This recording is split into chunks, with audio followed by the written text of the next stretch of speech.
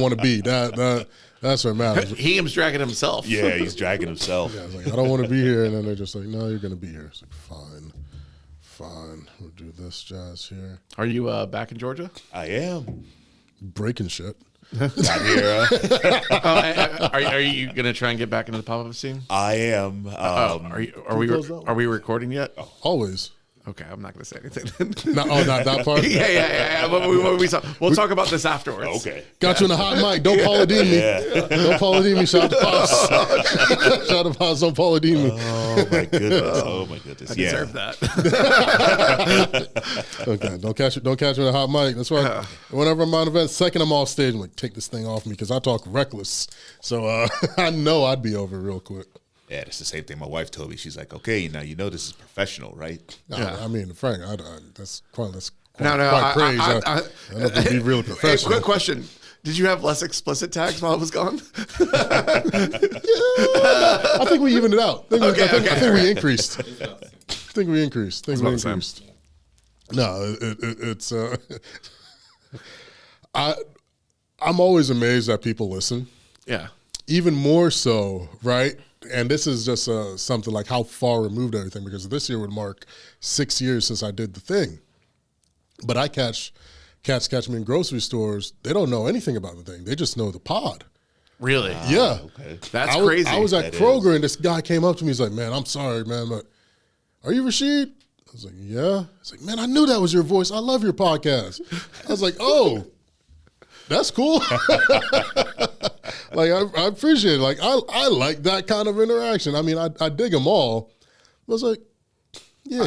The one I remember still is that 2 years ago, was it No, it would be 3 years ago now. Holy smokes, Patrick feed you. So we were sitting there talking around, and he just goes, wait. It's like, wait, you're Bryan? I'm like, yeah. It's like, okay, I thought I recognized. Yeah, exactly. I was like, because I told you, it's like, you have people out there who know you and like you, and they don't. But only the sound of my voice. Hey, the voice is what carries. The voice is what gets everybody. It's like that. I'll take it. I guess. Recording. So I have to say it out loud so I spell it right. Alrighty. Boom. And we gotta kick things off. Old traditions, yeah? Oh jeez. Oh boy. First one of the new year. I know. First one of the hour.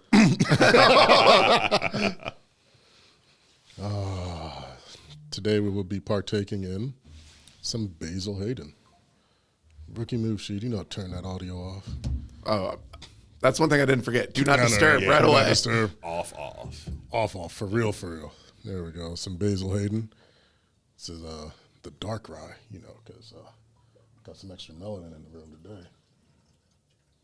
You didn't have to welcome me back that way. I know. I thought he just called me fat for a minute. No. I'll call you fat for longer than a minute. Oh, see that? That's when true friendship hits. This point, T already told me I can't get rid of you. I can't return you. So it's just going to be one of those things, man. Yes, it's a regretful purchase. It is. It's an immediate regret. Yeah, I think that was the first time after the first episode of the podcast. It's like this guy. My friend, take one, pass I it will down. pass it down. All right, thank you Try very not much, to sir. break it. I should have put yours in a sippy cup. You know what? It's not too late. I'm not getting. We that have anymore. sippy cups. We should. At least solos. No, I might need one too. Salute, fellas. Salute. Boom. Welcome back, my man. Woo. Ladies and gentlemen, we're back. And welcome. So Back to what?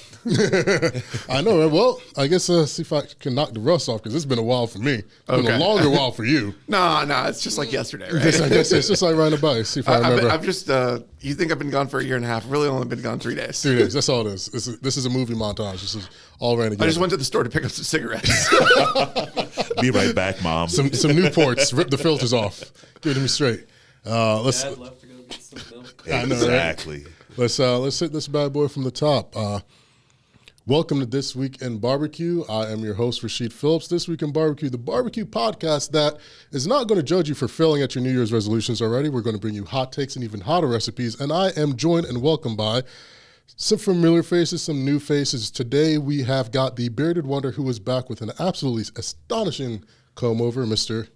Bryan Hull. The Hull and the Owens and Hull. There it is. I was hoping he'd drop it, and he did. Mic drop will put something in there.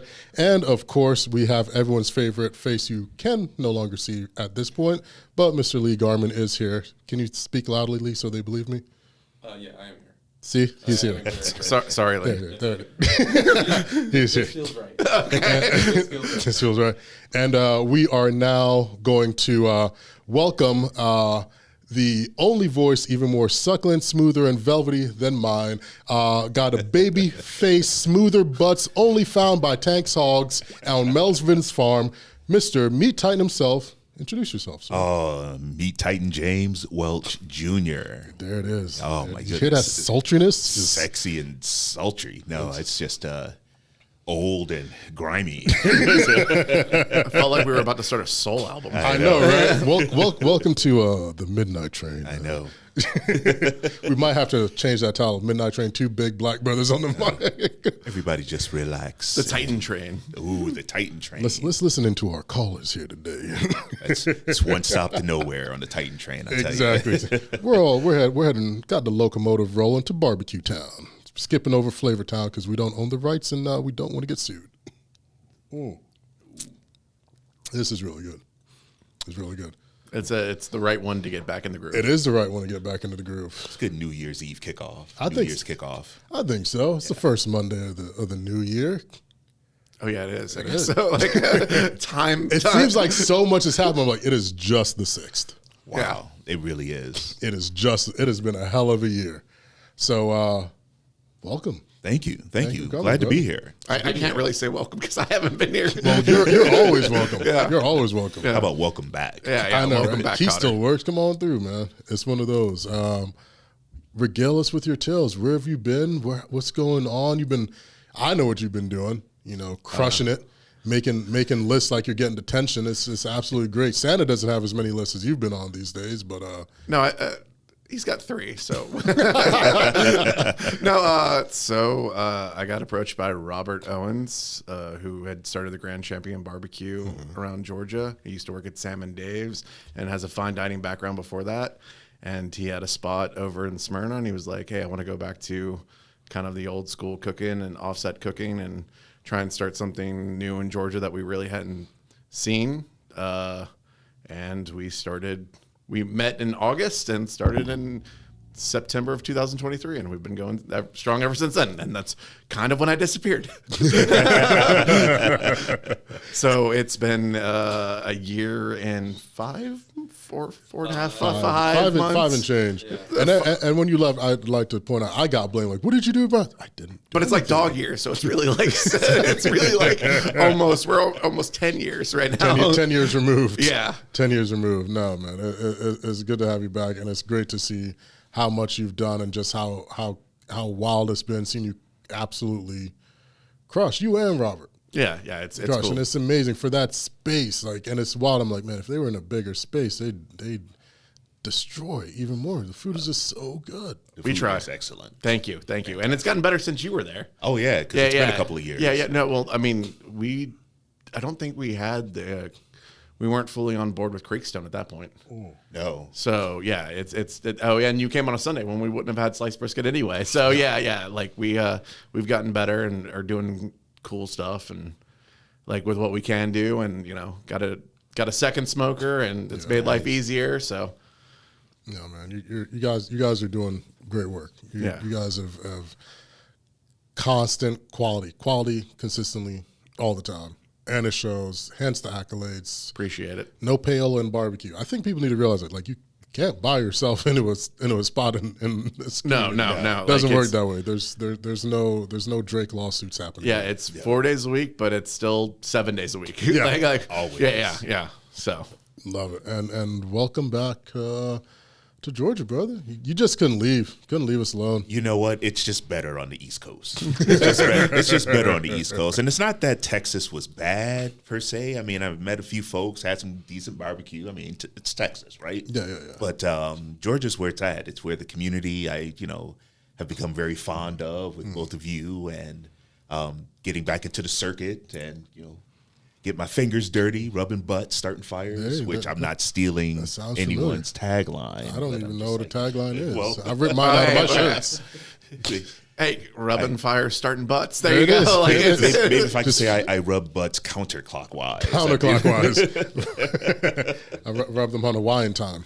But it's nice to be back. It's nice to be back. And, Georgia's home. Yeah, Georgia's home. Well, it's good to have you home, brother. It's good to have you home. Good to have you back. I can't wait to see what you do and how you do it, because it's need some more flavor. We were just talking about some of the changes that have happened throughout and what's going on, and it's just a lot, food in general, barbecue in general. Everyone and their mama's getting accolades. We the last episode, we closed it out featuring some of the amazing people and talent that won and placed on the latest round of Michelin stars out in Texas. Yeah. And barbecues broke through in a big way out there. One time, shout out to Vol, shout out to everybody that placed, mentioned, got a nod, got a star. They did it. First Michelin barbecue star in the world is in Texas. And there's 4 of them. Surprise. Yeah, it's awesome. Couple more, they can have a Confederate flag. You know what? And I'm out. And commercial break. Maybe that's why they won't give it to Georgia. They're going to misuse it. It's like, I have to stay away. I've got my name on the side of the building now. Comment. I can't say these things. I'm reckless, whatever, which is always amazing to me when businesses want to work with me. I'm like, you realize I really don't have a filter, but. No, they heard me, and that's why they ran away. Or sent you into hiding. Well, no. I'm still waiting on my Liquid Death sponsorship. Come on. I know, right? Like at this point, I feel like Woodford we should just be getting cases. 2 Woodfords. 2, yes, multiple Woodfords. I put Woodfords with an S. No, it was plural. It was plural. But let's hit a little bit of news, and then more stories, and then a small pinch of news, and then more stories. First off, we'll keep it to the home team, to some buddies and friends. One time for Rick and the crew out there, they're doing Smoke and Sunshine. Not to be confused with Deidre in Harlem Nights, where she had the girl that had sunshine, but hers was a completely different type of sunshine. That's a cultural reference. When you throw it in the air. I don't want to meet her.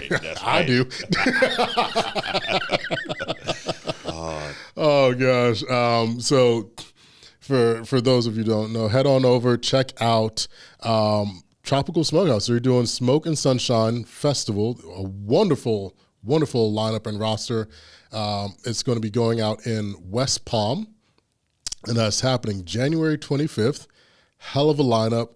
They've got my man Taval out there, who got a star out in Texas there. So one time for the one time. We met at last year's family reunion.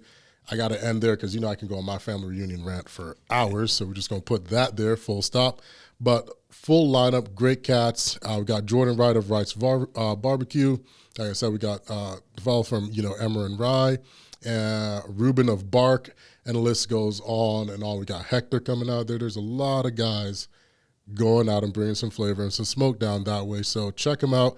Tickets are still available. VIP tickets are sold out, but you can still get some good general admission. So very cool. Yeah, it's nice. It's great seeing those cats out. Finally got to catch up with Rick last year. We were both doing Sunfest, I think, and it just worked out great because his restaurant was right there. So all we did was eat his food, drink his liquor, and then go cook food and then come back and repeat.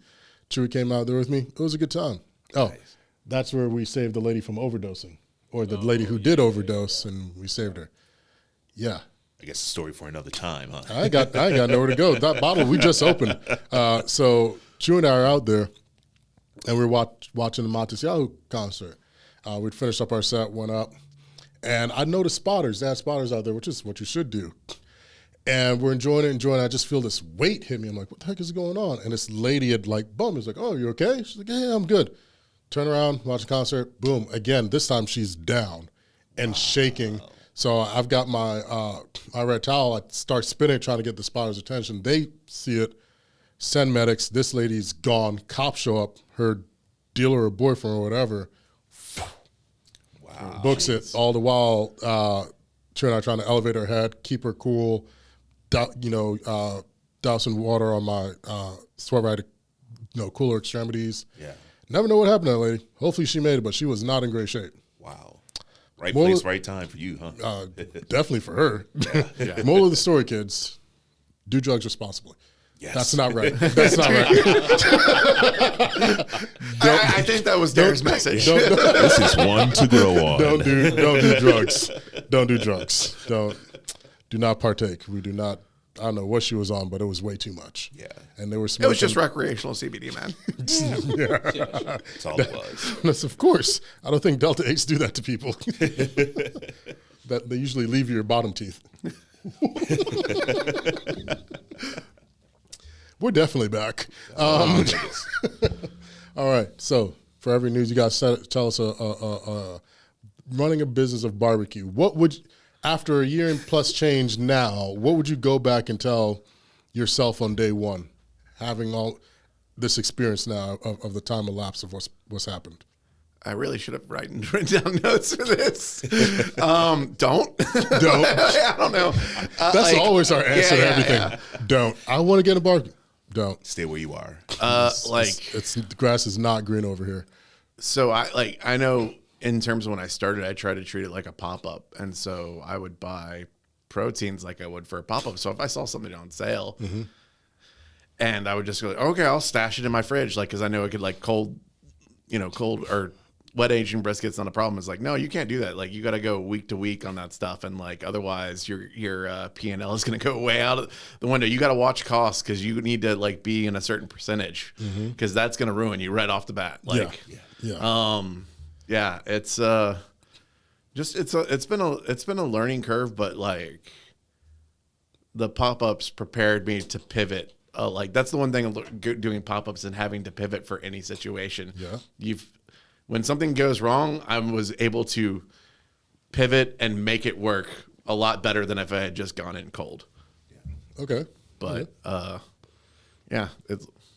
what's been a disaster day? So on the same day, our water heater went down. One of our hot boxes went down. And the hot box that was going down was constantly tripping the breaker. The breaker. So it was throwing off all our other hot boxes that we had, wings and briskets and stuff in. And we didn't know that, like, so what had happened was, for some reason, when we shifted it from cleaning, the cord got ran over and pinched it. So it basically shorted out and fried the plug. Oh, great. But we couldn't figure it out. And then we finally figured it out. And, luckily we have a bunch of like those powered Canberra. So we moved those in, threw some stuff in there, pivoted to not using that hot box. And I remember Robert coming in and being like, he was like, I honestly, I didn't think we were going to open. I thought we were screwed. And like, it was like we figured it out and got it rolling, got our, like, basically when the power goes out, like our tankless water heater doesn't reset, so you got to climb up in the ceiling and turn that on. So it's all these little things that doing it for a year, figuring it out, and now we can go overcome a lot of shit. Yeah. All right, there's the explicit tag. Did it? We're done. We're done. I think I nailed it with the Confederate flag thing. Oh, okay. Yeah. We really drove it home now. Yeah, really. Yeah. That was that's probably been. Oh no, I forgot about the flood day. Oh, we'll do that on the next one. On the next. It's like literally when it rains it pours. Yeah. You remember Milton?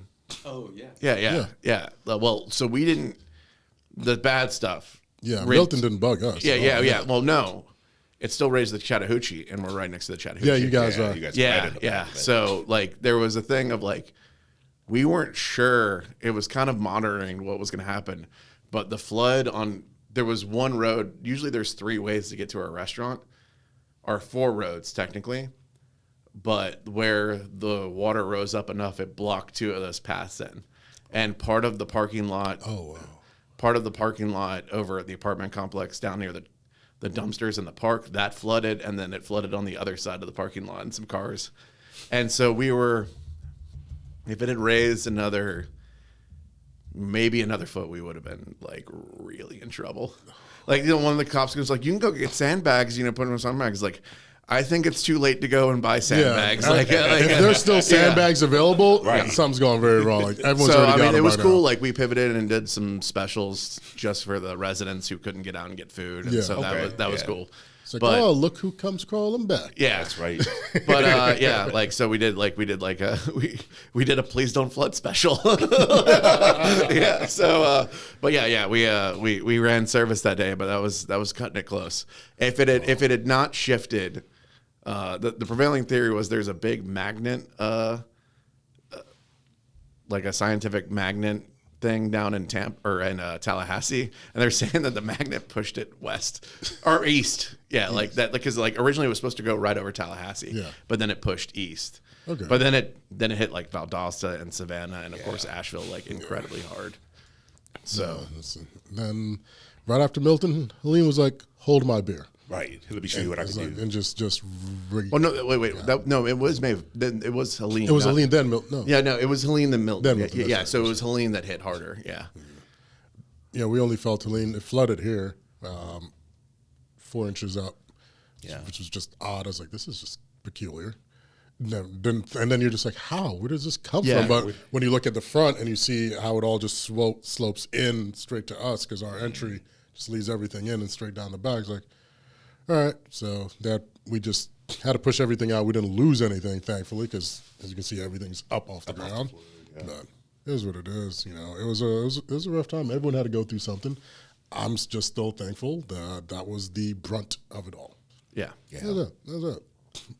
I think this is the quietest you've ever been, and I'm almost afraid to jinx it. Perfectly honest.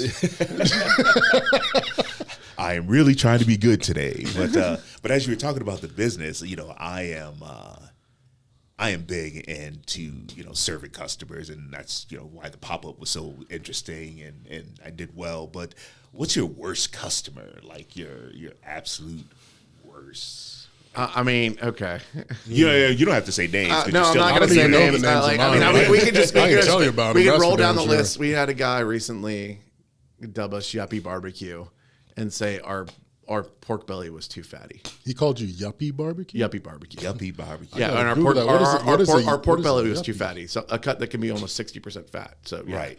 And when we said, pork belly's fatty before we ordered it. And then he ordered it, ate the entire thing, and then wanted a refund or like free thing afterwards. Well, I don't know. It says a yuppie, a young person with a well-paid job and a fashionable lifestyle. Frankly, I think that's good. Fashionable barbecue. I'll show you the Instagram post afterwards. Okay. It's more like white collar and like you're better than. Oh, it's a white thing. Yeah, I would have never gotten that. That's the definition. Okay. If he was being called Yuppie Barbecue, it was like, you think you're better than us. Yeah. Oh. Yeah, and then there's been a couple of reviews that were like, "Why are you even here?" Like some guy he posted the Barstool chair meme with the light fixtures, and then like, "Oh, our burger costs $22 but doesn't come with a side." That meme, and then didn't make any statement about the food, and it was just like it was just like, and then actually we were his highest rated review, so it was almost a compliment. Like we were 3 stars and everybody was less. I mean, like that's why. Like if you can't afford to eat, just say that. Don't take it out on my review page. Okay, I'll do 2. Like one of my biggest things is so we do all our pickles in house. Okay. So pickled red onion, like a coriander garlic pickle.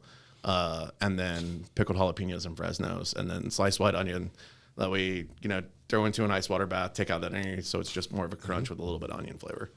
So anytime you order brisket by the pound or, pork by the pound or on the sandwiches, we're like, hey, you're getting half pound of brisket, you want our pickles or like, and then we have like stuff on the sandwich. So it was like, hey, yeah, so this sandwich is topped with say white onion, pickles, and white sauce.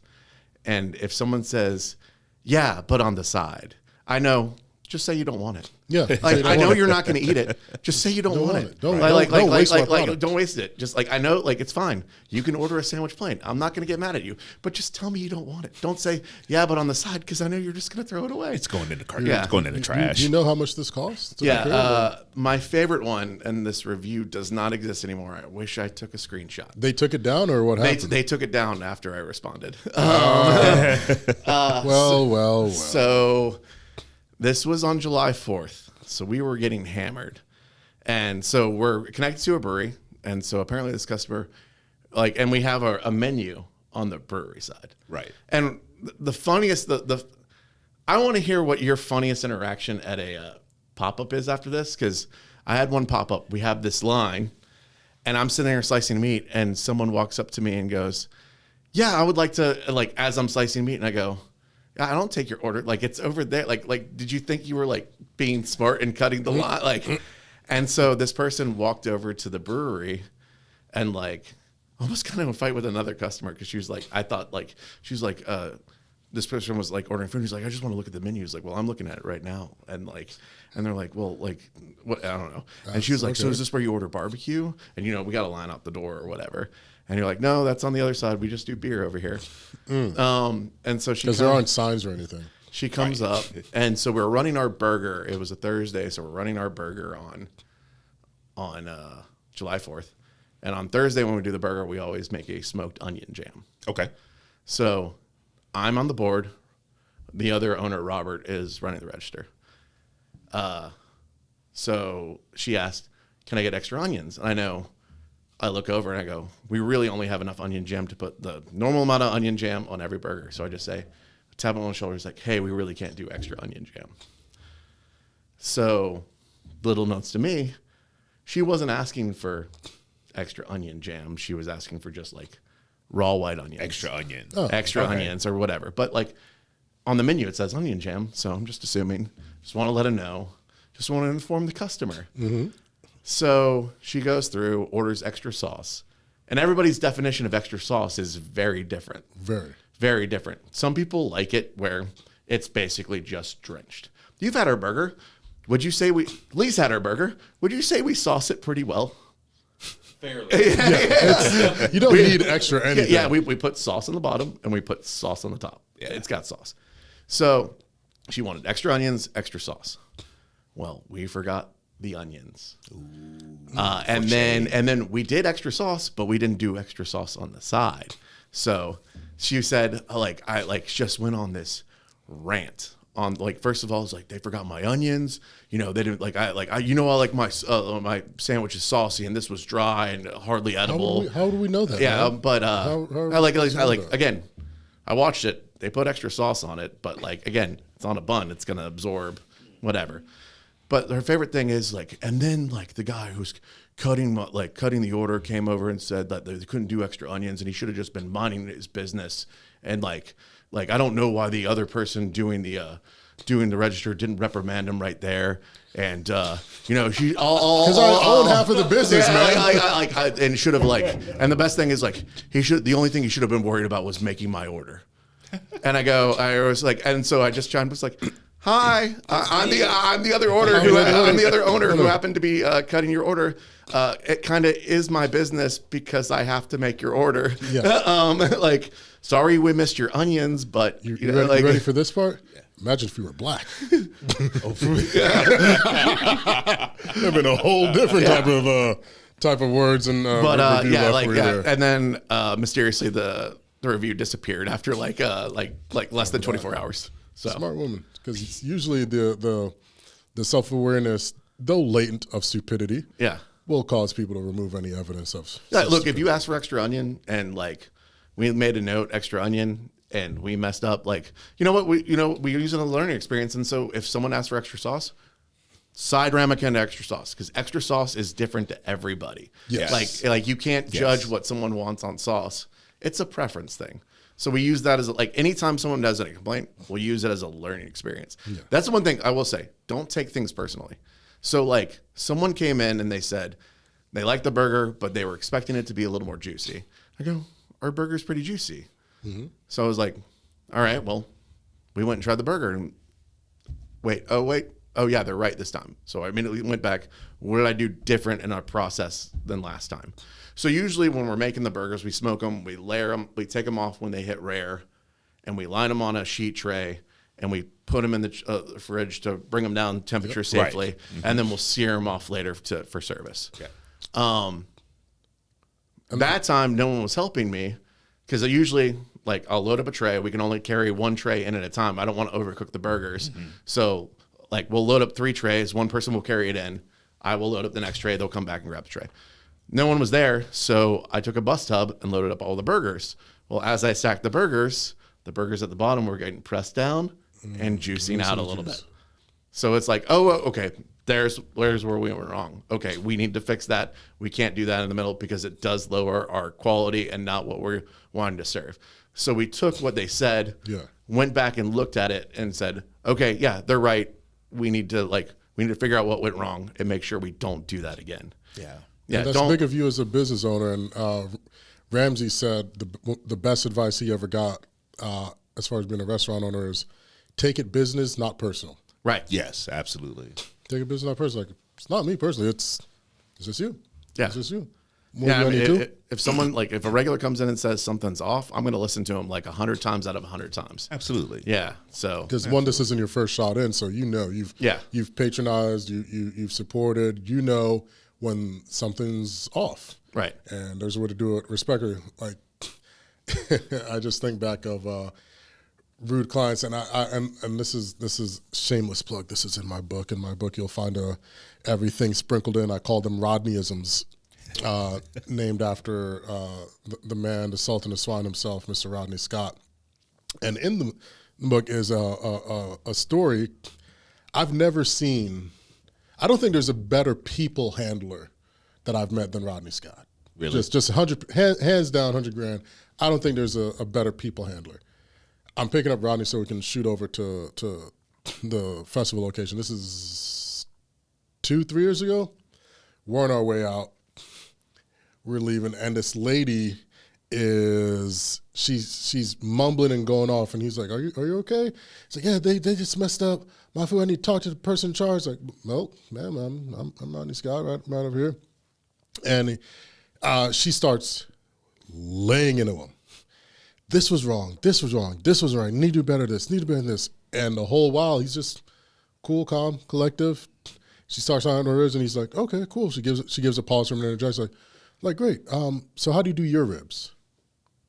And she just stops. Like, what? He's like, no. Like, how do you make your ribs? How do you like your ribs when you make them? And she's like, "Oh, we don't make ribs." It's like, "Oh, okay." It was like, "Well, we make a couple hundred slabs a day.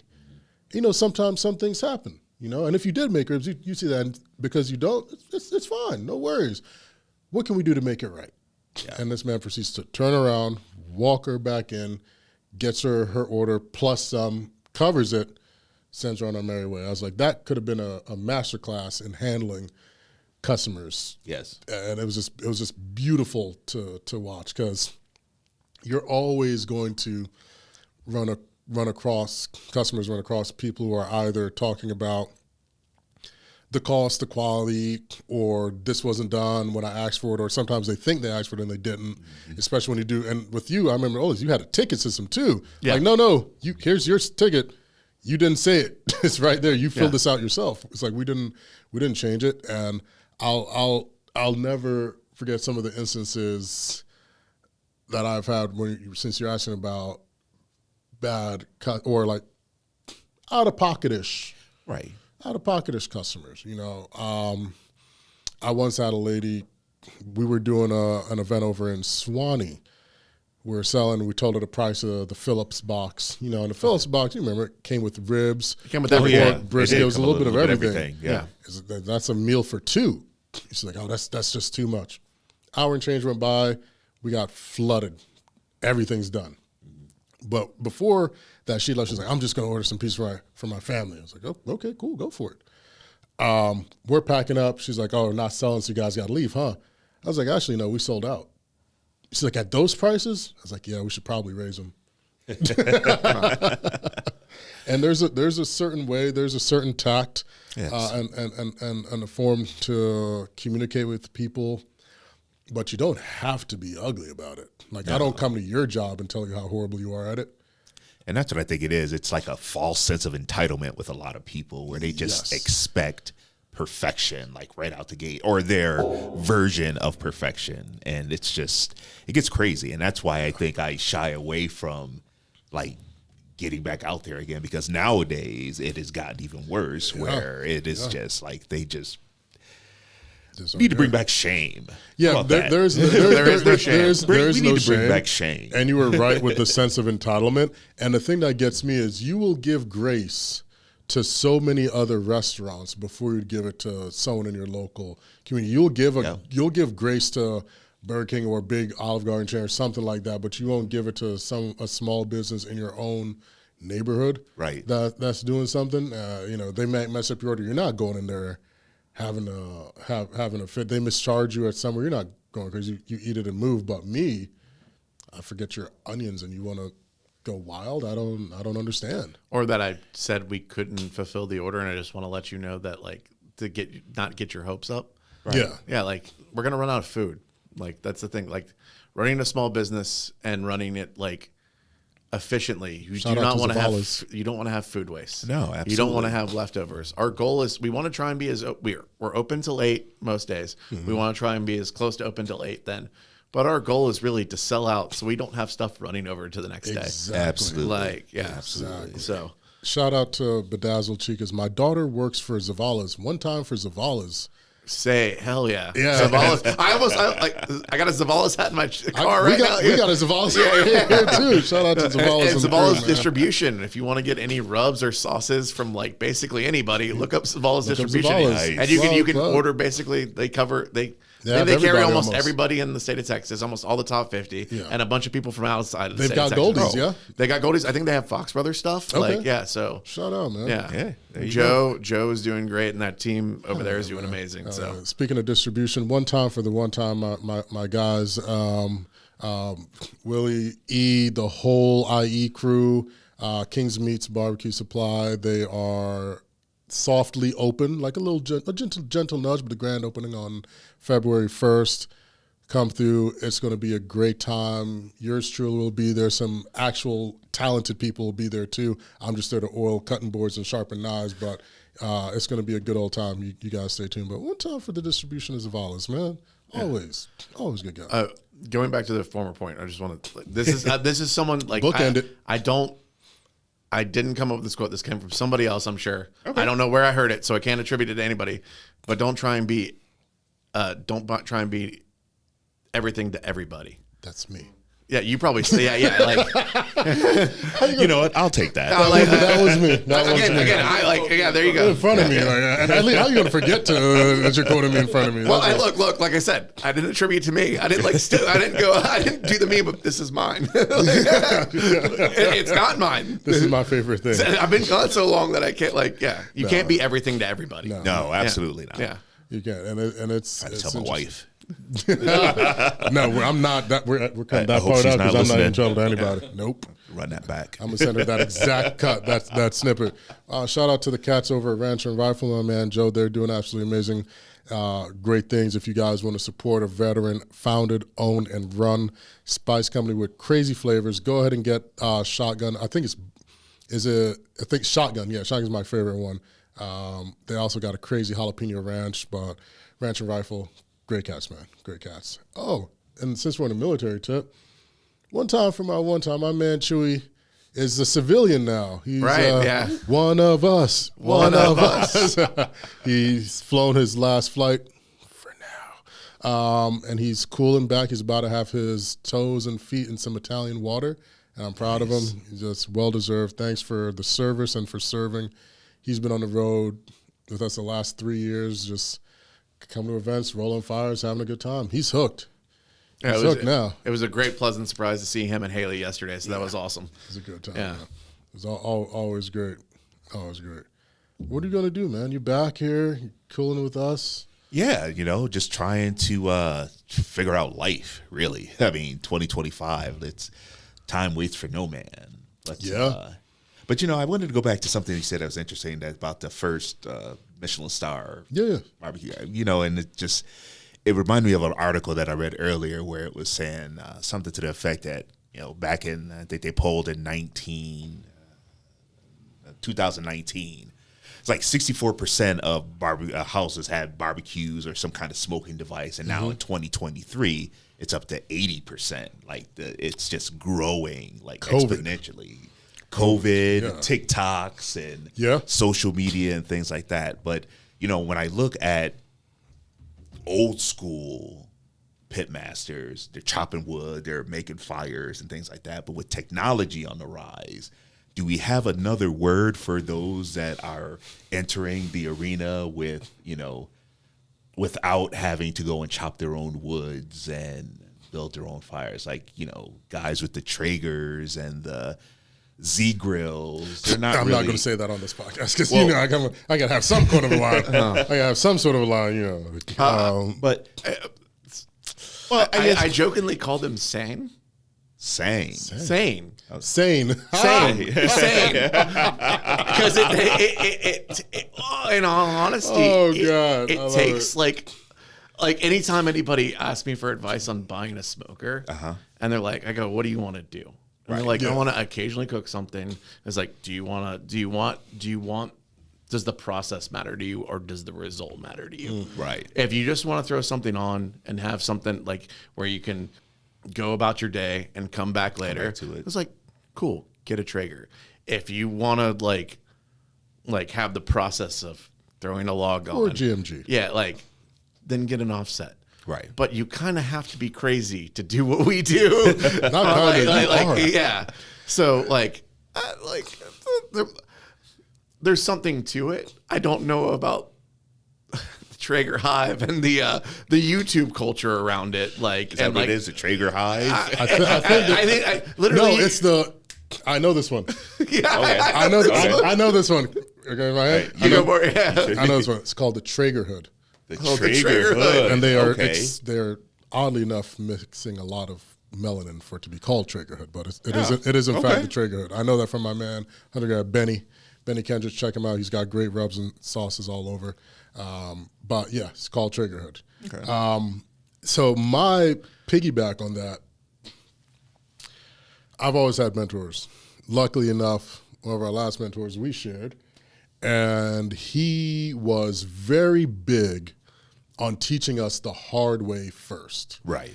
Because when everything else fails, you know that you can do this way no matter what. Right. And I took that and I developed it and rolled it more into just cooking. Perfect example. This is 2 or 3 years ago. Chewy and I are doing a casino event out in Portland. Okay. Big day, 4,000 crowd day is Saturday. That night, we have the dinner. Friday, we're cooling, all the prep is done, it's great weather. It's like, hey guys, go cover up doors. Like, no, you don't need to, there's no storms or anything. Come for some time, like, whatever you guys say, but I still suggest you cook, so someone toss a tarp. The next day, 6 a.m. we wake up, downpour. Of course. I mean, it's cats, dogs, bison, emu, everything's coming down. I think Noah was selling tickets to the Ark at that point.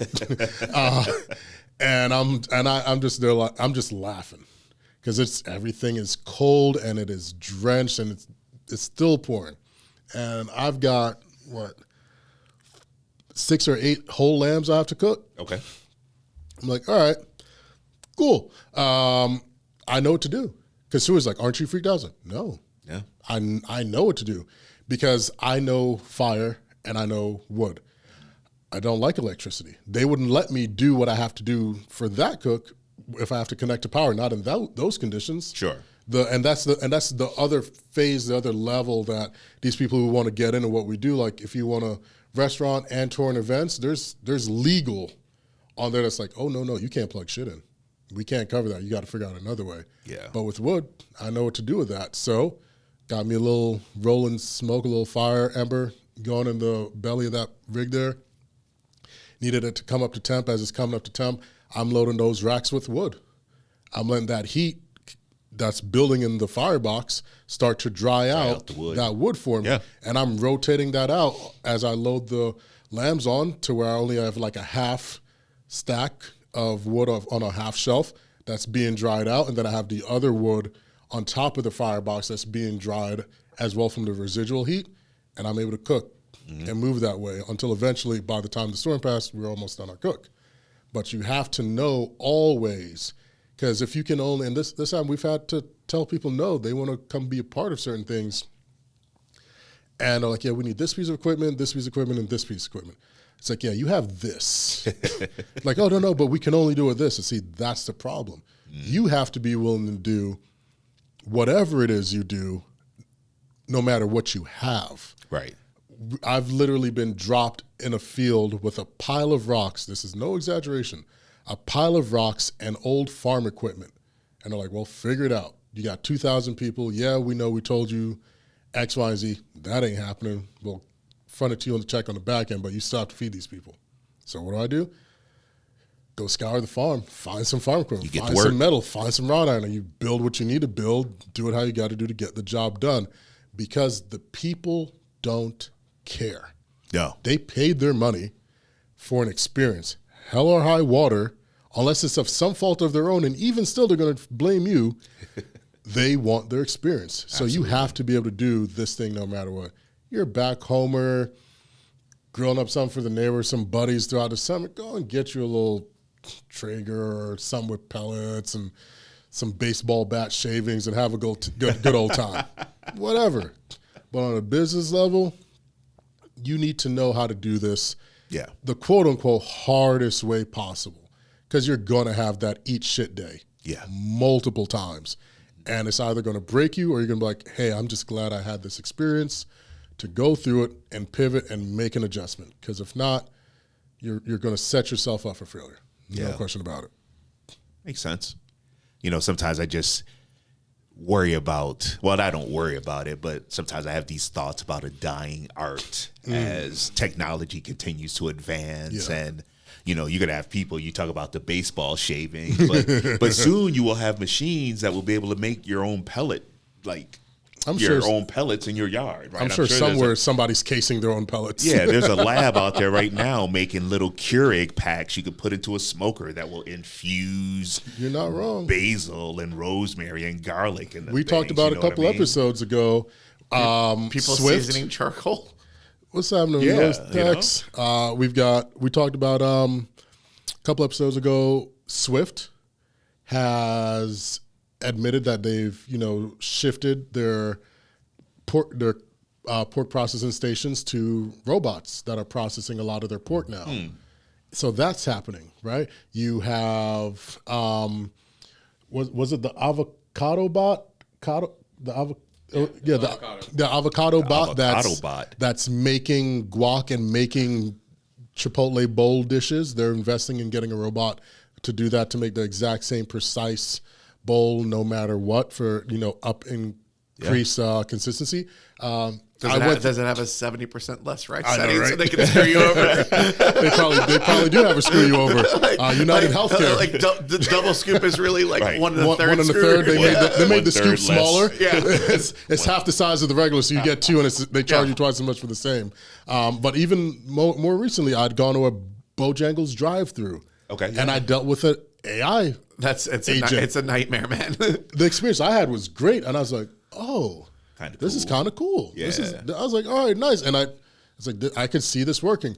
But what the people who are employed in those positions, they already don't want to work, and then they're sending people to those automated things to do their job. I'm like, bro, this is how you lose your job, because that kiosk doesn't need vacation. No. That kiosk doesn't have a son or daughters recital or baseball game to go to, or needs to take off for vacation. And so the more you push it, it's going to take your job. Yeah, as long as there's power to it, it'll run 24 hours a day. Yeah. What are you going to do? Like I literally in 5 to 10, I would not be shocked if majority of fast food restaurants past a certain time only have 2 people in the building. And they're not taking orders. Yeah, right. They're not taking orders. They're just overseeing things. Yeah. So like McDonald's now. Yeah. And the ice cream machine will still not be functional for some way. Ice cream machine robots is still can't broken. fix McFlurries. It's like, oh, it's automated. Is it working now? No, it's still broke. Still no. But oddly enough, I read an article on why that happens. Did you know there's only one company that was allowed to service the ice cream machines? That's why they were always growing, because it was only allowed to one. Now it's opened up to where they have various companies that can service it, but it was just one company that was allowed to service them. The more you know. Yeah, right. Brian, what's going on? Heritage, how y'all doing? Guys got some heavy hitters in here. Your liquor's getting cold. I know. Is that possible? It's been sitting here for a reason. Are you not drinking? Oh, you're doing dry January? No, I am doing dry until April 1st. Why would you do that to yourself? Does Tanya know? I got to give the warrior a break, man. You know, between we're not You could have said it beforehand, and we would have. well, you know, we would have respected it. There we go. You can look at it. I was sniffing it, and I'm just rubbing on my top lip and just gotta enjoy it. Don't do the cocaine thing and rub it on your gums. Because if I go home, how's that quality? if I go home smelling like the brown, Tanya will. Don't be a vice agent. Yeah, they just can't do it like. Oh yeah, what is that? Is that oak? Yeah, that's that good stuff. See, I just April 1st. Just wanted to sniff. Everyone's going on like fool himself. Today's the last day. April 1st. That's a long time. Like that is a long time. Like April 1st is that April Fool's. Yeah, I know, right? Like, and I am the fool. joke's on me. I am the fool. No, I do this. I've been doing this for the last 10, 12 years, man. I mean, I give up alcohol and I wake up. But well, it's the same with being a vegan. it's just a small timeout, you know, just a small timeout. I feel you. It's hurting. I bet It's hurting, especially in times like now where the glass is so pretty. I know it's nice. Don't break it. I will try not to. This is terrible. Don't worry about it. Yeah, it's horrible. You wouldn't have enjoyed it anyway. I could tell you a nice, funny pop-up story of a time of waste and despair. All right, let it roll, brother. Let it roll. No. This is an event I was helping Rasheed with back, years ago. Yeah. Was it at Pontoon? Oh, yeah. Is that wait, did you hear about this? No, probably not. There was just it's an educated guess. Your history of breaking items just precedes you. It was crazy. So I'm helping him out. You know, we're slinging sandwiches. Everybody's having a good time. And he had these barbecue sauce that he made, or not, hot sauce. Homemade, had about 8-10 bottles, but he had them on a tray that was sitting up on top of the table. Nothing was holding them. So every time my big back would shift. And this was big back before big back was this was big back before, I'm the OG big back. Would bump the table, bottle of sauce would clink off, break. And now he's trying to sell these, so I'm messing with the man's money. And if you know, you don't mess with a man's money, right? I must have broke like 4 or 5 bottles that day, man. Like every 30 minutes, I'd be like, dude, I'm sorry. I got my bad. Like, you want to make you feel better immediately? So we were loading up, for some catering, and I have a ton of turkey breasts trimmed and ready to get on the smoker. And our smokers are outside, and so the way I had the cart was just at a slight angle, and I turned around, I started loading stuff on, and all of a sudden I hear and the box had shifted off, and 8 whole turkey breasts hit the ground. Done. And so anytime anybody spills anything, I go, you got a lot of catching up to do. And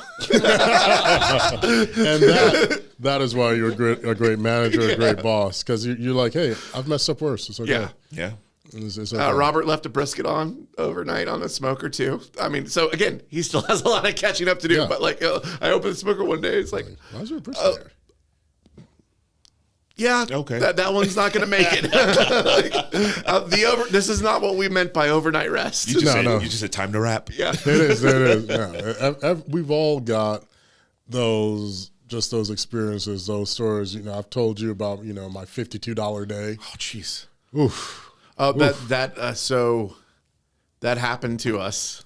Really? Yeah. Okay. So we on a Sunday, Reformation was having a private event and said on their thing that they were just on their Instagram, they were just like closed for a private event and said the time, but most people just thought they were closed. What made it worse is we told the local firefighters who were trying to raise money to come out, and there was just no one there. And we ended up having to close at 3, and I think we made $300 that day. And it's like, and this is like early on. You're like, oh God, that hurts. Yeah. Like it's like, oh, we have all these wings, we got all these ribs, and like, it is what it is. But like, yeah, your $52 day still beats it. But yeah, like, yeah, because like my $52 day, that'll forever go down. It just happens. It does. Legitimately happens sometimes. It was one of the earlier days starting. Not everything's going to go right. When it goes wrong, everything is just going to go wrong, and you just gotta pick yourself up and keep going. And that's what it is. I mean, I think that goes for any business. You just have to learn how to roll with the punches. I mean, I remember having a pop up and having 13 racks go up in flame on one of my smokers, and that was a few hours before the event. So you gotta pivot. How did you pivot? Looks like it's a chicken day. Okay. One of them quick cook items. Yeah, it's like real quick. We're gonna pivot to some chicken, you know. And that's part of the level of professionalism too. My definition of professionalism in the world of culinary is the back of house could literally be engulfed, and the customers sitting at the tables have no idea. Mm-hmm. Doesn't really work that much when you have an open kitchen. Yeah, just the optics of it. But you have to just understand it. Sometimes you hope you've built up enough rapport where it's like, hey, these things happen. Yeah. Right? The event these went things on. Happen. It works out. You do what you can. And then there are times when it works well. When's the time that just worked for you? Like, it's just like, oh, man, this is easy street today. Like, this is just... I hit all the green lights going, you know, all of that. I think when I used to, there was one neighborhood party that I did as a pop-up, and it was a graduation party, and I was a little nervous because, you know, you can have some neighborhoods that have McMansions in them, and you would expect that they are expecting a higher quality of food, and here I am, just a lonely kind of pop-up guy, just kind of trouncing around, and word of mouth, I landed this gig. But from top to bottom, everything just landed right where it needed to be. I mean, every brisket came out just buttery perfect. The people were nice. The sides were banging. You know, I set up my tent. I had everything rolling. I had my music blaring. I mean, when it hits right, it hits right. And it's one of those days where you get home and you're dog tired, but you're just full of energy because everything just hit on all cylinders. And then you get online and you go to your social media and everybody's ranting and raving. And it's one of those times where you just like, yeah, I've done the right thing. Like you've made the right decision, you know. I remember your community cookouts, and so I'd see you'd post out the menu and stuff on Facebook and all that. I remember it. It's crazy how long it's been, because I go back and I look now, and some of the places I set up at aren't even in business anymore. Right. A lot of them are gone, and you're just like, wow, to have made it through longer than them, and it's a part of the game. It is part of it, and as you mentioned, AI, tech, the future, all of it coming. I don't know. I don't see a robot rubbing butts, season it, and toss it on there. But with the advancements, you learn to embrace them. You've got to be fluid. You don't want to be Circuit City. Don't be Circuit City in the world of Amazons. No. You have to adapt quickly, and those who, for some delusion of grandeur, decide to get in here, be ready. Be ready to shift. I was lucky enough to have a very long conversation with, living Titan and great Mr. Tuffy Stone. His catering business has been around for 33 years. That's incredible. You know how many presidents and offices and control and housing markets and economic crisis and a worldwide pandemic, still open, pushing, running, and thriving. Right? That's what you want to do. You want to be able to punch back on everything that's coming after you. That's that level of growth. Yeah. And you guys are doing that. You have a lot stacked against you in a way. You're out there in the cut. There's that one squirrely bridge to get on. I'm like, man, I don't even Let me lock my doors twice just to drive under it, right? But people think it'd be easier because you're engulfed and surrounded by the communities and the homes, but it's not. There's still a lot working against you guys, and yet you are still crushing it, hitting these marks, making these accolades, and really, as a combined unit, just getting started. Yeah, it's like to get on that Texas Monthly list, less than a year. That was, pardon my French, that was fucking insane. And there goes there goes our child crew. Jeez, man. Yeah, sorry. This is a family show. Yeah. Quarter in a jar. It was mother fudging insane. I put a question here. I said, do lists matter? If you make an amazing brisket and it doesn't make a list, does it count? You know, like, so Yes. what is the importance of lists? Do you think list matters? And I'll feel that to both of you. You want to go first? No, I'll let you go. I mean, okay, for us, it helps because now it educates the public of our existence and that we're worth seeking out. We're not in the middle of, like, we're not in a big shopping area. You got to, we're not far from anything. We're like 15 minutes from the Battery. Like, But you have to be intentional to come. yeah, you have to be intentional to know where we are. Yeah. You have to seek us out. Yeah. Like, you're not going to go, do a grocery run and then hit us up at the same time. Right. Yeah, yeah. Or you're gonna hit us up before you do your grocery run because like it just doesn't work that way. So like it helps us by driving people to like, oh well, I have a lot of respect for Daniel Vaughn. Like he is he is absolutely. like a really important voice. Like I think one of the most important voices in barbecue in the United States and probably the world. Really, one of the people that are still writing about it. So when he gives you that stamp of approval, people trust that and they go. So yeah, the list does matter. And like, it's a kind of a stamp of approval. It's honestly, it's something I'm not in Texas. So it's something I never thought was going to happen. Like, just like, I mean, cause like before, like when we started the restaurant, there really wasn't, like, oh, he's going to places. I don't know why he's going to places. There wasn't a room where, oh, like there's a list or whatever. So like, if you're not in Texas, you're not going to make a Texas top 50 list, a Texas Monthly top 50 list. So the fact that it exists and we're on it so high, being so early in what we're doing, and we're like, and it's just motivation. I mean, the motivation is like, we didn't get number one.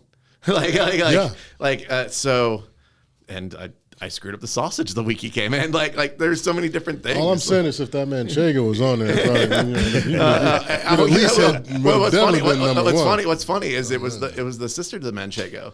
It was the linguiça. Yeah. So it was literally just like a slight tweak. It was, how many days to that Manchego, Josh?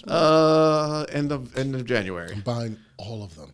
You're like, I'm gonna set aside. Like, there's a crew from Georgia Power that are gonna fight you for it. I will beat the bricks off Georgia Power. They're gonna be. I'm bringing Duracell batteries for that ass. Let you know. D cells, son. D cells. They have a top 10. They have a running list of every sausage I've made, and they have rankings for them. If they think they're gonna take me on this, I'll let you know right now. I'll catch a flight. They're not dedicated. Have they flown back in just for your pop to support you and flown out? No, they haven't. I'll lay hands on them. This is true. They've been there every Friday since the first time they had it. I don't give a hot damn. Because he's like, oh, I'm going to set aside. Like, don't set aside nothing. You're a business now. You can't complain. I'm buying them all. I'm right there. I'm going to sign up for the newsletter. I'm catching the smoke signal, the carrier pigeons, the singergrams. I'm buying all of them. Because what you got to do with these sausages, right? I'm going to let you know. You got to do these sausages. You got to vac seal them, double vac, and set aside for break in case of emergency. Now, do I have some break in case of emergency? Do you still have some? I do. You do. But am I going to break those before I get my refills? Sure as hell not. Before the re-up? I got to get the re-up, then I'm going to go to the stash. Hey, there's nothing like a sack full of doorknobs. just write them out. I'm telling you, they think they're going out. Nah, it's not happening, homie. It's going to be a problem. So we're looking for it, but... Because I'm petty. I'm petty enough to buy out everything in the restaurant. I'm like, now what are you going to do? You know what? You can't Leave. be mad at that, though. Ain't nothing here. I bought it all. What you want? Beans? Bought that. Bread? Bought that too. Pickles? You can't even get a slice. I bought that too. What do you want? Smooth. We're looking into it, but you know how they have like a rankings board and like they'll put like a team how far they rose up in the rankings. Okay, and yeah. like how far they dropped. We're gonna do that for the sausages. Oh, nice.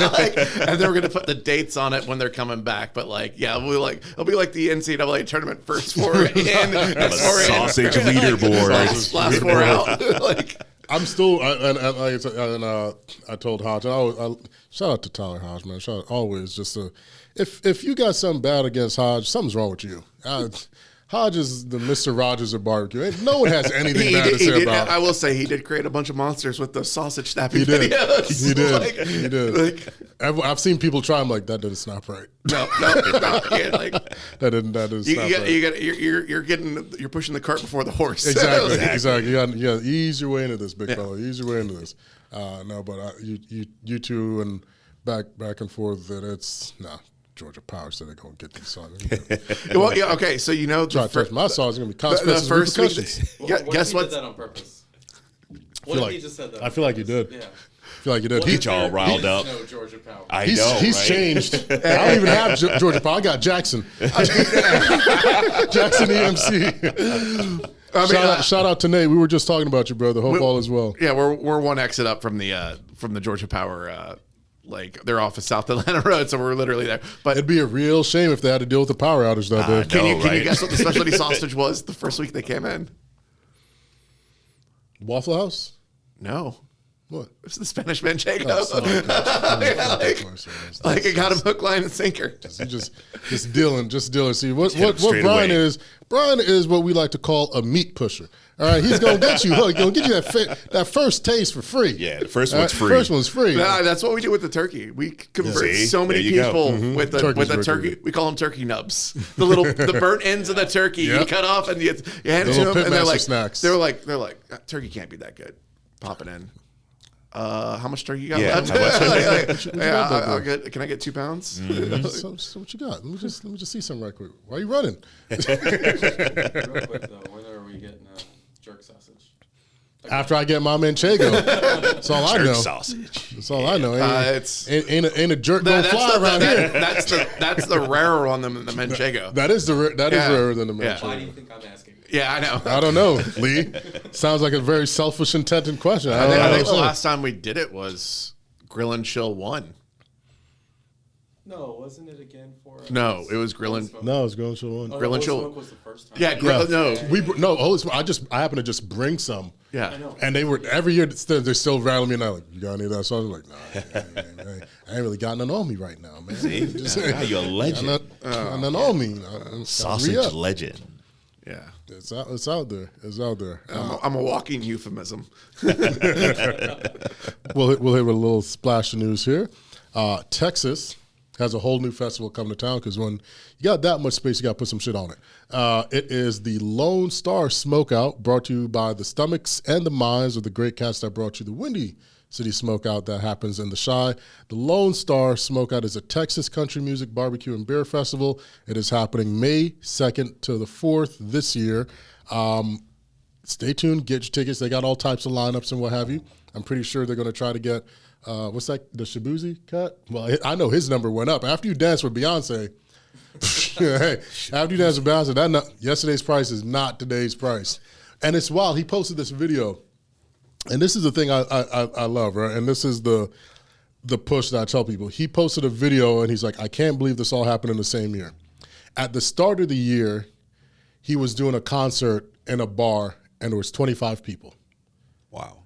He finished the year dancing with Beyonce, live streamed Netflix. On Christmas Day. Yeah, like on Netflix. I dance with insane. Beyonce.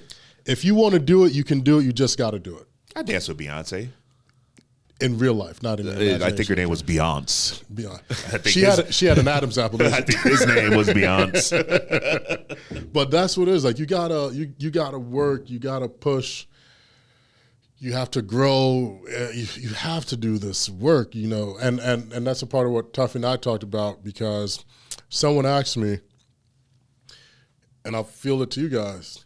Do you have to be good at barbecue? Do you have to be a good barbecue influencer?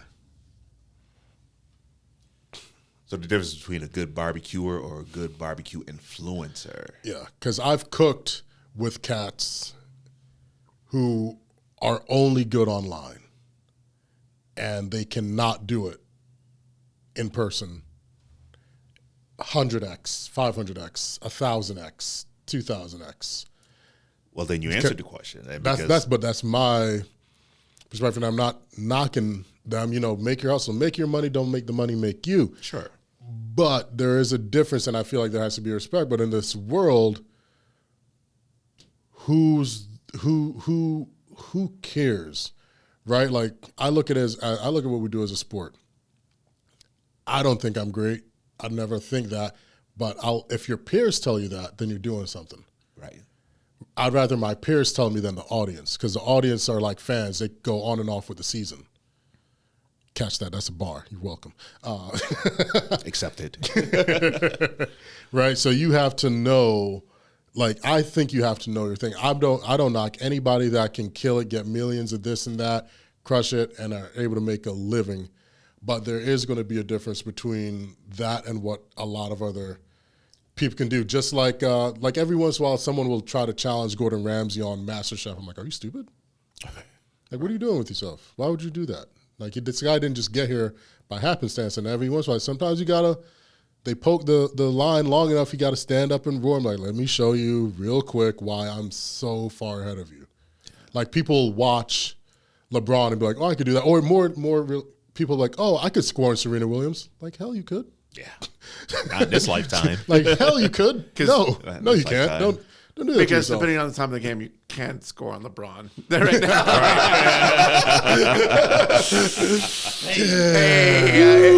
It's There'll called. be no James slander here. There'll be no James slander. It's called calculated rest.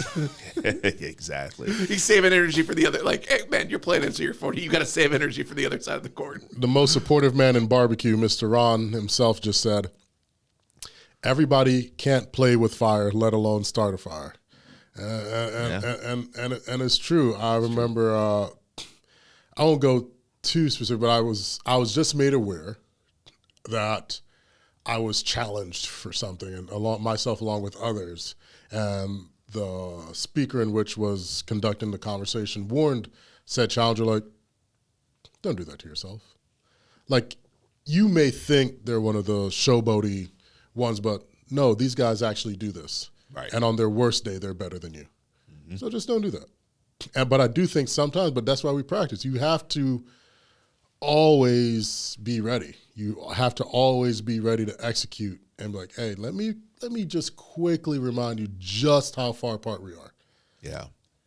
I actually have a real simple answer to your question about the difference between a barbecuer and a barbecue influencer, because when I initially met you, you were yeah, I was stalking you a little bit, but I'll never forgive you, Gabby. I would never call you an influencer at that Thank time. you. I mean, you were on social media, but I knew you as someone who can cook well because I would watch your videos and I would recognize talent. Just like I can cook well, but you were a good barbecuer, not an influencer. And if you continue to be a barbecuer, the influence just comes by proxy, just organically. Agreed. Right? Shout out to Fox Brothers. How you guys doing, man? No, I agree, and I think eventually you never want to influence. I just want to teach and showcase. But it is practice. It is practice. I don't need a match. I can start a fire with an ember, but I just know that from starting. Right? People say, and Fox chime in, man. Oh, I made a perfect brisket. Great. How many did you make? 1. Cool. Can you make 50? Right. Perfect. And then do that 5 days a week. 7 days a week. And when you do that, Forever. then do ribs, then do chicken. I love it. Like, oh yeah, I mastered it. I got it nailed. Hey, Jim Bob, anyone can do that at home. How many people can you feed? Yeah, how many people can you feed? Can you multiply that X amount? Mm-hmm. X amount. And most can't.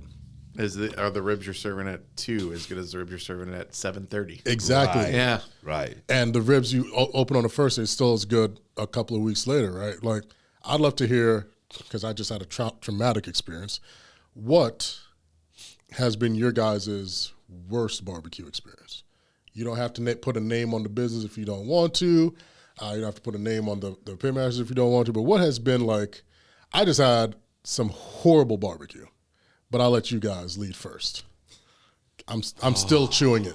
Yeah. So bad. So bad. Worst barbecue I've had all year. I went to an old school place, and they were reheating all the sides in a microwave. Oh, what? Yeah, and like it was like right out in front of you. Like they were just like from the whatever they did, and you would see like your cornbread or your lima beans or whatever reheated it in a microwave before they put it in your box. That's horrible. Yeah, I'm not gonna say it. But Yeah. I went to a place once recently, and it was just bad meat. Like the brisket was just bad, overcooked, fatty, sliced wrong. Like when you can look at Is a this brisket, in Johns it's Creek? You know what? I am going to plead the fifth. It was, wasn't it? But it was.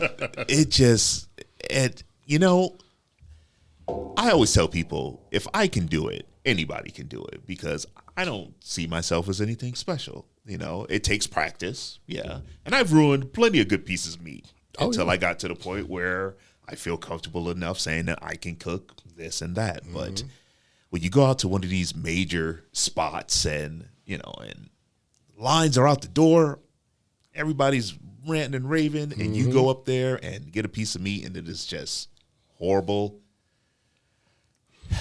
Just brings a tear to your eye, man. Like seeing a piece of trash roll down the street. It's ridiculous. It was. I literally, before we started filming, had the worst barbecue I've had all year, and probably all of last year too. Really. I mean, it's really early in the year. It is really early in the year, Say, but it's I like know day better. 6, right? But that's why I said also in conjunction with last year as well. There's 359 days left, man. Got a long way to go. This was so bad, and I think we may have gone to the same place. This was. I sent it to the guys. I sent it to Pops. He's like, "What is they serving jerky?" Yeah. It was so. The best thing was the sauce.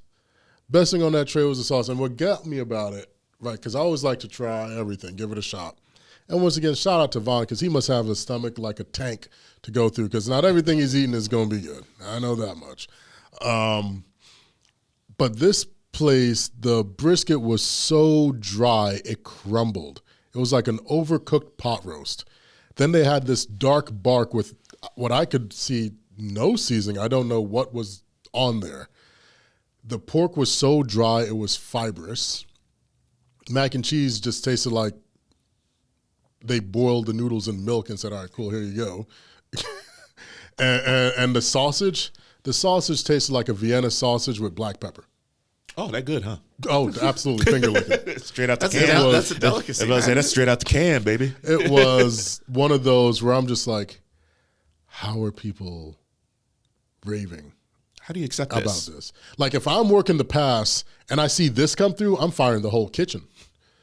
I'm firing everybody that touched that tray and touched that meat, because all of you guys let this get to me. Nah, son, all of you guys are gone. And the thing is, it's Monday, it's fresh cooks. Right. So how? It's not closing time. No. No. Early in the day. Yeah. This is lunchtime. Peak. Peak. Like, hey. Prime slice. No, it was absolutely horrible. And it's stuff like that. We're just like, yeah. I told the guys, like, no, I'm literally grabbing a brisket on the way home just so I can smoke it. Because some of these guys, you just got to make sure you still got it. Yeah.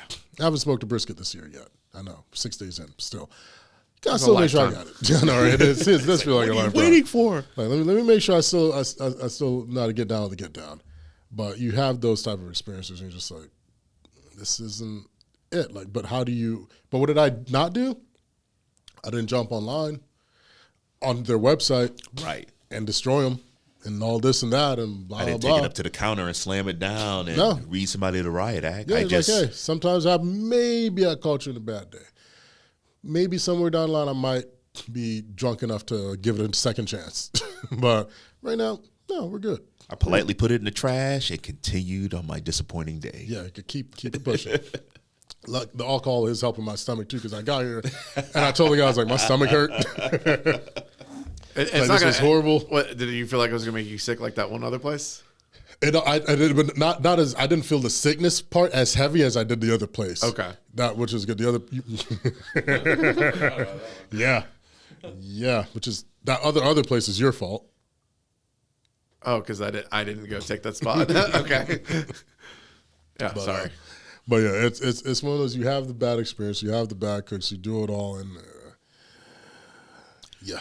There was a place down in Texas where I was, and that was consistently bad. And I tried them 3 separate times. At least they were consistent. And they were consistently bad. And then I thought to myself, maybe I really should fire up down in Texas and give it a go. Yeah. But it was, I don't know.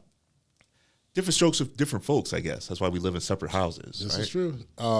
Smokestack says, I went to a place on Wednesday during lunch. They were closed Monday and Tuesday. I got served food from the previous Sunday, and it was terrible. Oh, that's worse than the day old boy. Oh God, they get. Hey, ladies and gentlemen who operate these establishments, let me run it back to you one time. Your restaurant and the cuisine and the products and that you provide us customers are not 2010 AT&T. There is no rollover protein. All right, it's not rollover minutes. Don't give some rollover barbecue. Just chuck it. If you knew it was bad that day, it's not going to get any better tomorrow. That's all I'm saying. Just do us all a favor. It's not like wine. No, it does not age Pork well. is definitely not like wine. Yeah, no, none of it should be.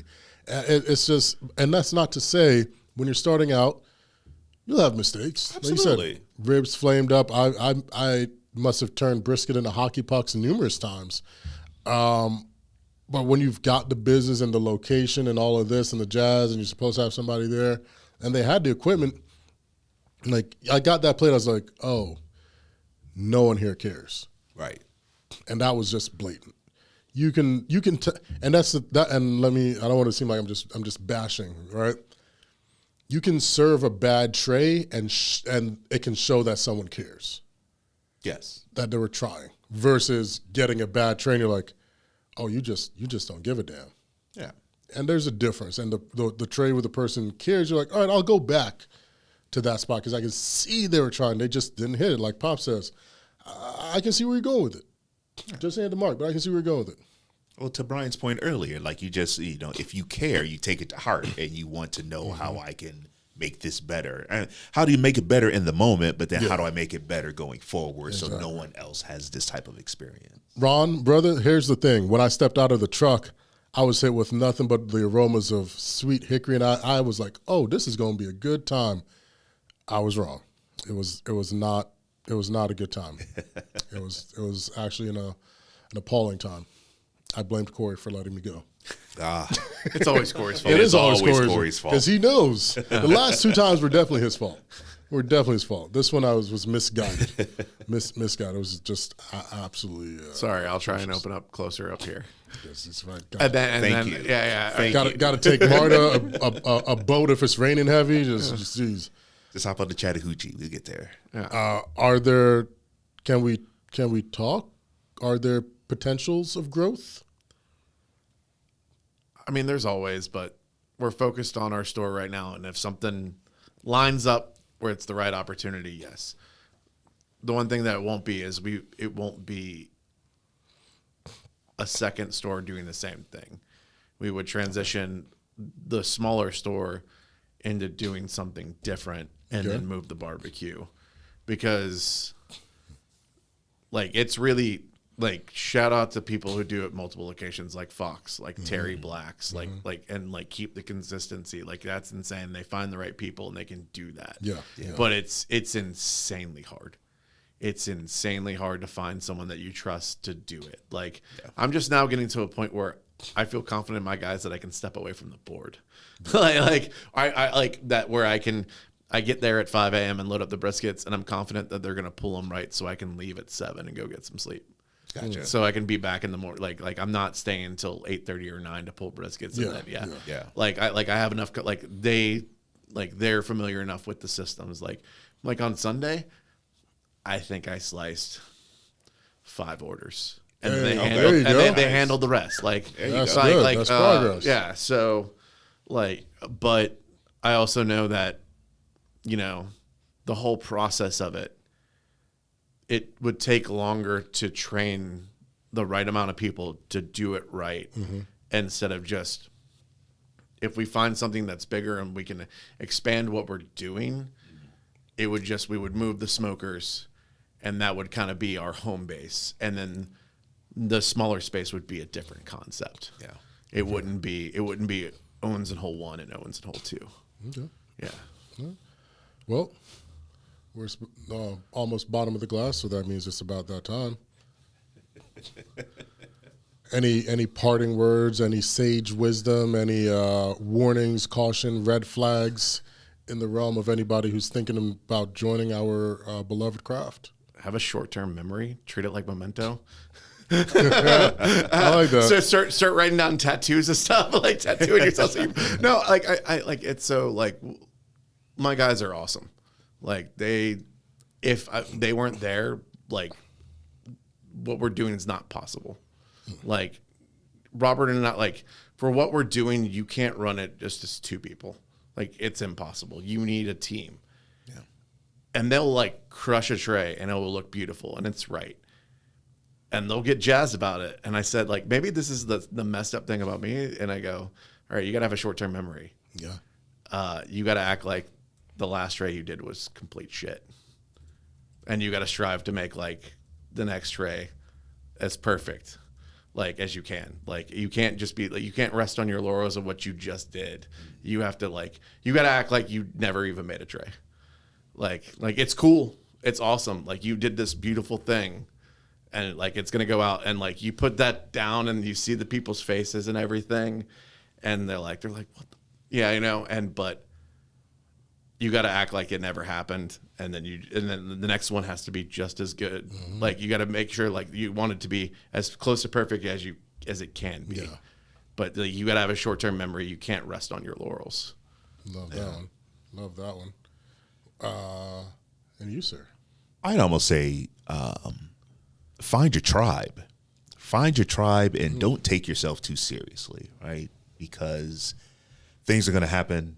I mean, throughout this time, we talked about the mistakes that we've made and the customers that have drove us crazy and things like that. But, in these times, to Brian's point, you find your tribe, find some folks that you can ride with and they love the craft as much as you do. And then again, don't take yourself too seriously. Just have fun with it. When you have fun with it, it will come out in your service. It'll come out in your food. It'll come out in your presentation, and people will gravitate towards that.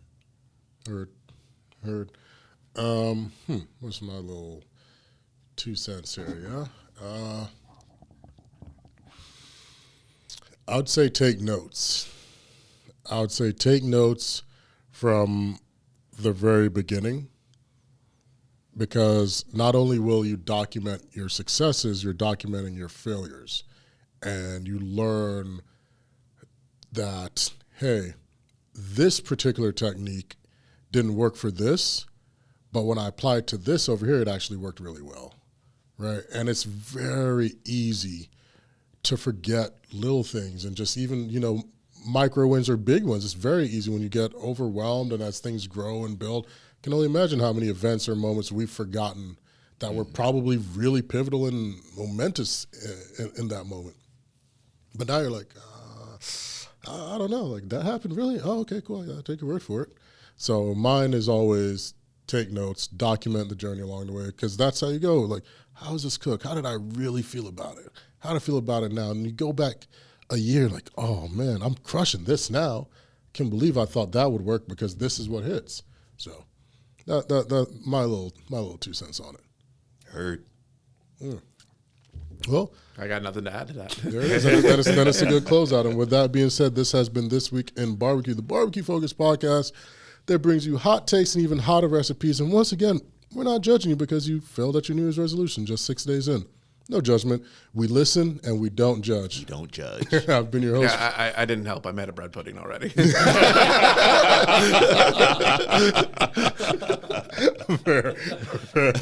Fair. I've been your host, Rasheed Phillips, joined by the bearded wonder, Mr. Bryan Hull. and Babyface Johnson himself, Mr. James Welch Jr. Tell a friend to tell a friend, and be good to one another. Cheers. Cheers. Cheers.